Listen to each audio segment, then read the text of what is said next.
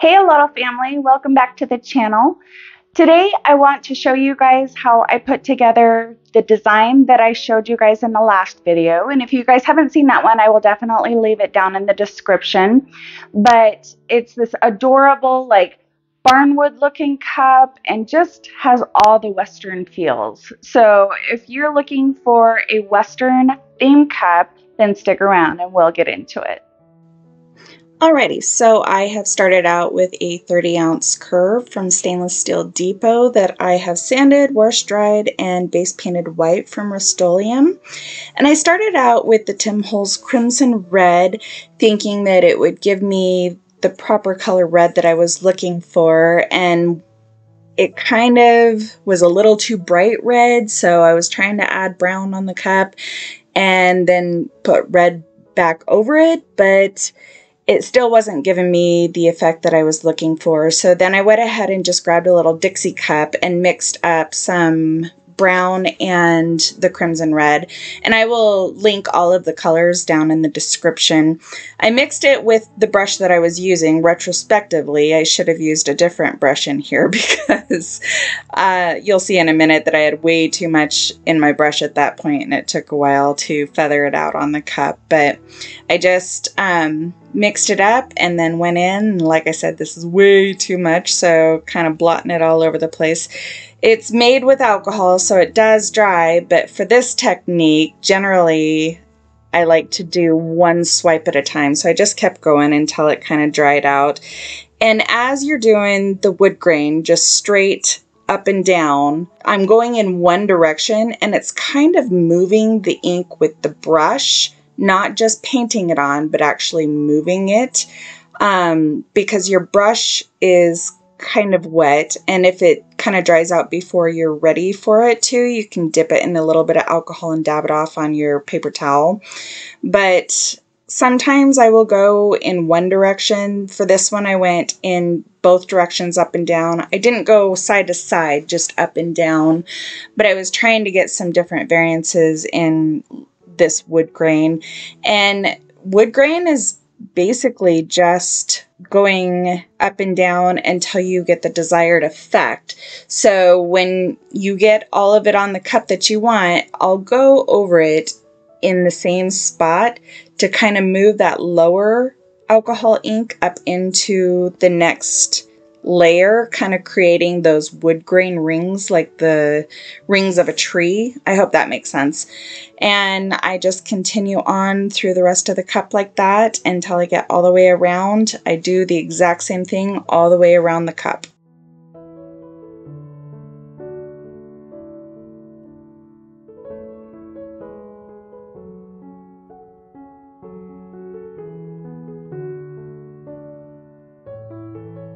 And here I'm just trying to show that technique a little better of pushing the ink with your brush. You're pushing up one layer and then you're coming back from the bottom and pushing it some more to create another layer of that wood. Gosh, I wish I could find my words better, but hopefully it makes sense with the video here, you guys.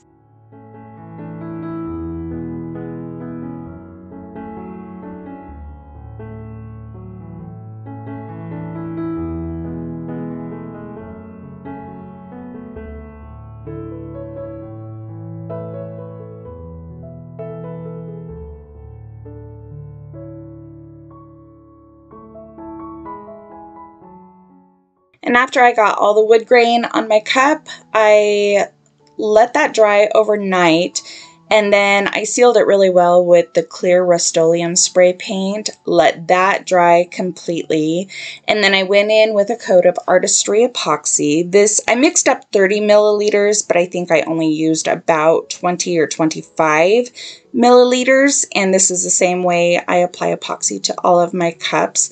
I then let this spin for 5 hours and went in with a second coat, so a flood coat, and then I let that cure for about 8 or 9 hours, and then I was ready for the next step. I then took just a scratch piece of white paper and a pencil and drew a circle around the outside of the cup. and cut it out with a pair of scissors. It doesn't have to be 100% exact, but I folded it in half. This is going to allow me to find the exact center of the cup, so I know that when I mark the sides of it with my marker that it's going to be exactly halfway across the cup. That's where I wanted my lines to start. Obviously, this is up to you, whatever you guys find that you want to do with your cup. So after I marked the sides of this, I'm going to use just painter's tape. And I didn't measure this part. I just kind of eyeballed it to see how deep I wanted my V to go. Really, I think it could have gone however deep you want it to go and still look very, very nice. So using those marks as a guide on the side, I just put my tape on, and then I just kind of pressed it down, make sure I had a really good seal. I used saran wrap to be able to mask off the rest of this cup, so that way I don't get spray paint anywhere that I don't want it to be. We did already epoxy this cup, so I mean, if it does happen to leak under that saran wrap, it's not that big of a deal. Just wipe it off with some alcohol. And then I take it outside and spray it with Rust-Oleum white flat paint. And I just brought it right back in and peeled the saran wrap off. It's not that big of a deal to let it dry. I then take my tape off, and then I let the paint dry for a good hour or two. And the reason I take the tape off is so I don't risk taking any of that paint off after that paint is dried. So after it dried, I put the tape back on, so I still have those clear guidelines of the edge of where the white meets the red barnwood. And this is going to give us a frame for the water slide that we're going to put on. And again, this was the design we created in the last video. I will link it in the description. But you want to just take this Haipu water slide paper and make sure it's very, very saturated. And as soon as it slightly starts to move off the backing, I take and put some water on my cup to where I can slide it around really well.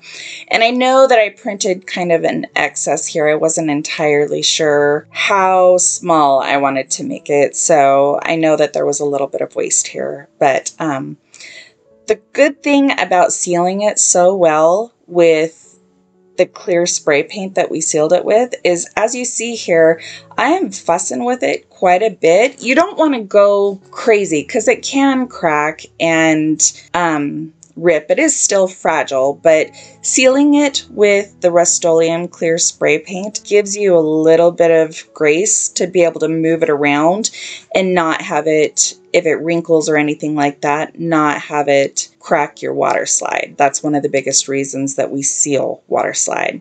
So I'm just taking this silicone brush, making sure that I have all of the air bubbles and wrinkles or anything like that out of it. Then I take my craft knife and I'm going to go just up the side of the tape. I'm not getting a super close cut here. I just want to make sure that there's no overhang that's going to dry to the rest of my cup.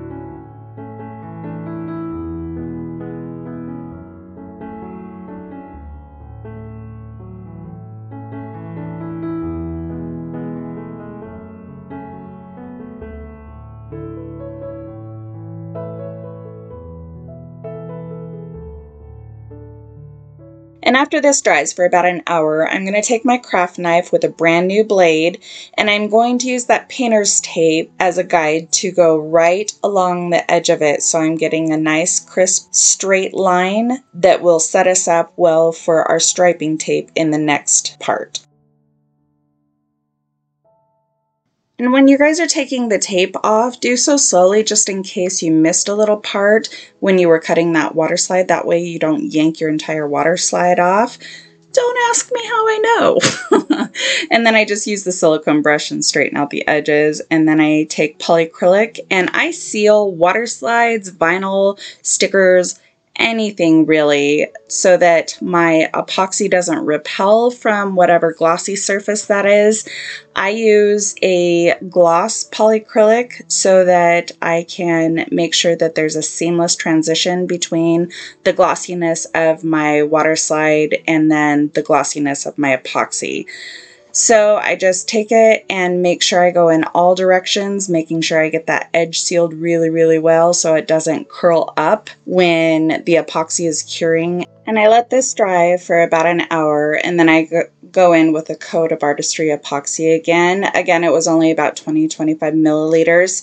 And I let that cure for 8 to 12 hours. And then I go ahead and use my palm sander to sand the rim, exposing just a small amount of that stainless steel. So when we put the final coat of epoxy on, it's going to have a solid seal to the side of the cup instead of the top where it might get dinged and the seal broken. And then this is 651 vinyl, permanent adhesive vinyl that I cut on my Cameo, and the width is 0.2, and then I just made the length 9 inches to give myself a little extra room to work with. And I'm just lining it up right along the side. Sorry about my fat head in the way. And then I just kind of miter that corner right there where they meet. And then this gold color is actually this beautiful textured gold from Tech Wrap. Oh my gosh, you guys, if you haven't tried the textured vinyls yet, they have a beautiful copper and silver and gold. Oh my gosh, I love, love, love them all. But the width on the gold, that textured gold vinyl, is 0.1, so I made it exactly half of what the black line was so that I could have just a little bit of that black peeking through on both sides. And I just tried to line it up in the center of that black as well as I could. And again, I have no idea why my head's in the way so much in this video, but hopefully you guys can still get the gist of this. And in true OCD Cami fashion, I fiddle with it until I think it looks perfect. And then I just do the same thing there. I miter the corner where they meet and then trim off the top at the lip of the cup at an angle. I kind of angle my blade so that I'm not leaving any up on that stainless steel rim that we sanded down, so that that epoxy can still get a really good seal right up above that vinyl.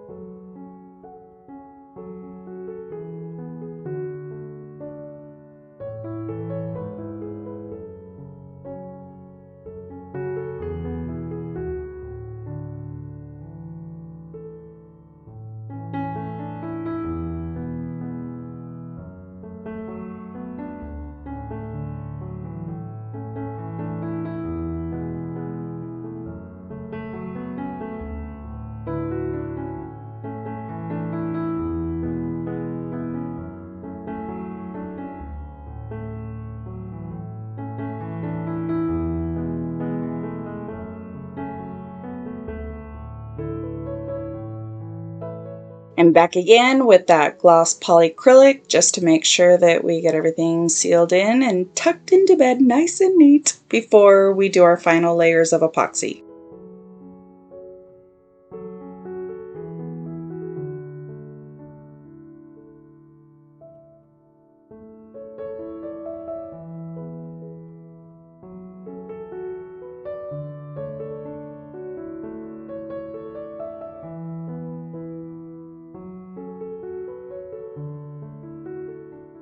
And after that dried for about an hour, I decided I wanted to use this. It's a beautiful top coat additive. It's called Pot of Gold from Grateful Glitters.